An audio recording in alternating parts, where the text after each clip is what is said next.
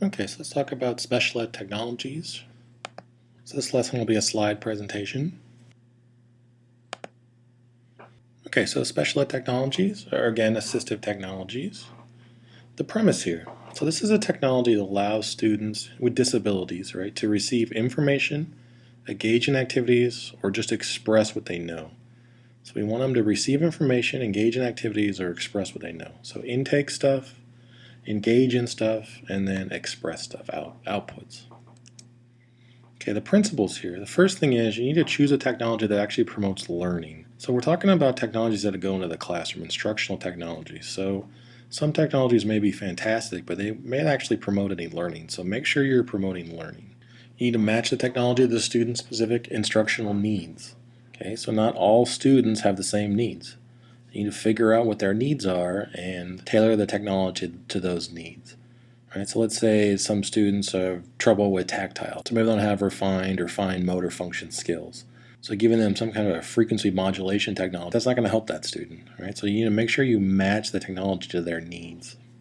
At any level, students don't want to feel like they stand out. Right? So if you can, try to get technologies that help students blend in with their peers. So we all feel a little uncomfortable when we stand out, so try to get technologies that don't just point to, hey, I have a disability. All right, so get them technologies that actually can help them blend with their peers. And sometimes it's not possible. Right? And sometimes the technologies are actually far better with other people to use. So being different kind of is a cool thing. And lastly, you want to choose technologies that are accessible. When I say accessible, I'm talking about cost, availability, and portability. Right? So if the technology is, $10,000 to $20,000, well, that's fantastic, but who can afford that? Right? And if the district or the school won't pay for it, then that's a little unrealistic. Okay, so try to get technologies that are accessible. Okay, now we're going to talk about types here. We have computer-assisted instruction. This is simply just instructional or remediation presented on a computer. That's all it is. So when we talk about computer-assisted instruction, that's the idea. It's augmented instruction, from a computer. We have assistive technologies. Okay? This is anything that makes a task possible or easier to perform. And when we talk about special ed technologies in this class, we're going to be talking about assistive technologies. And again, this is anything that makes a task possible or easier to perform. Okay, so types of assistive technologies. We have apps, we have touchscreens, right? We have switches, we have eye gaze technology, assistive writing, adaptive keyboards, interactive whiteboards, text-to-speech, speech recognition, frequency modulation, and then graphic organizers. So we're going to talk about these specific 11 assistive technologies.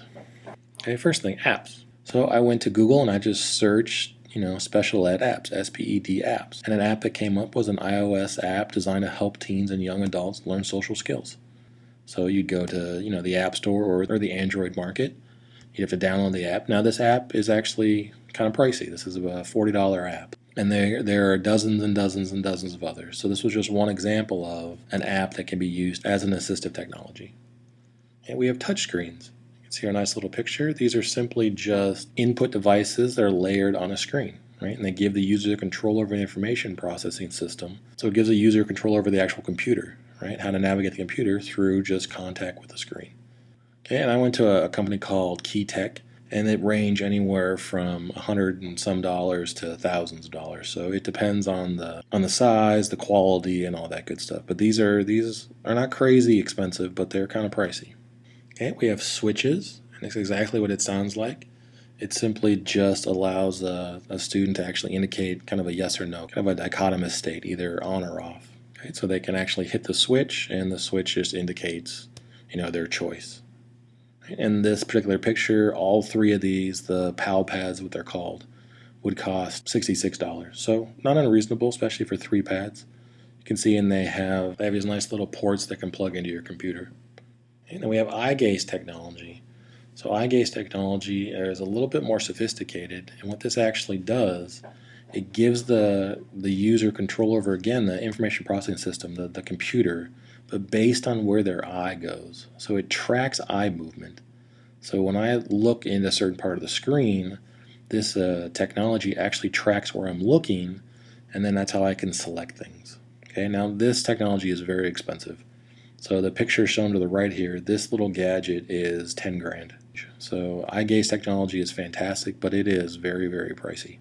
Okay, we have assistive writing technology, and this actually is abundant. This comes up everywhere.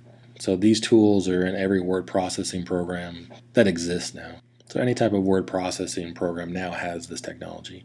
And what's helpful, they have spelling, they have grammar, they have definitions, they have research, they have dictionaries, they have all that stuff. Okay, it'll help students actually assist in their writing.